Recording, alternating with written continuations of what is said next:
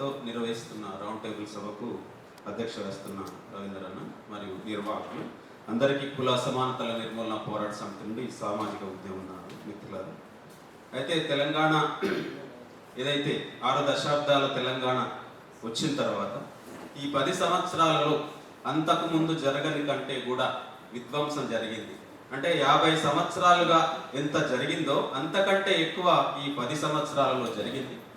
అట్లా జరిగినటువంటి సందర్భంలో అంటే కవులుగా కళాకారులుగా నేను ఒకటే పాయింట్ అంటే సామాజిక రాజకీయ ఆర్థిక సాంస్కృతిక ఎజెండా కాకుండా ఒక్క ఎజెండాను అంటే ఈ 10 సంవత్సరాల్లో జరిగినటువంటి లోటు ప్రజలు పోరాడుతున్నారు సమస్యల మీద తెలంగాణ వ్యాప్తంగా అన్ని రంగాల్లో ఎక్కడికక్కడ ఘర్షణ పడుతున్నారు. కానీ ప్రజలకు మద్దతుగా సంఘీభావంగా ఈరోజు ఒక కవి కానీ కళాకారుడు కానీ రచయిత కానీ నోరెత్తనటువంటి లేదా తమ రూపాలలో వ్యక్తం చేయనటువంటి పరిస్థితి 10 సంవత్సరాలలో జరిగింది.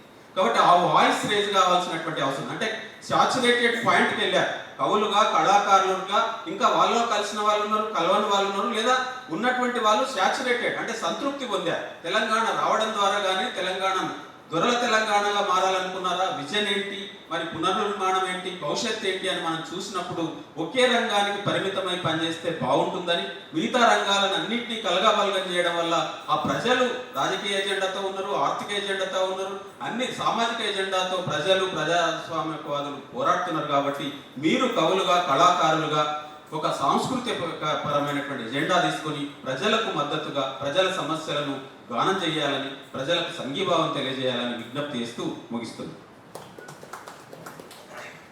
Thank you Lakshmana.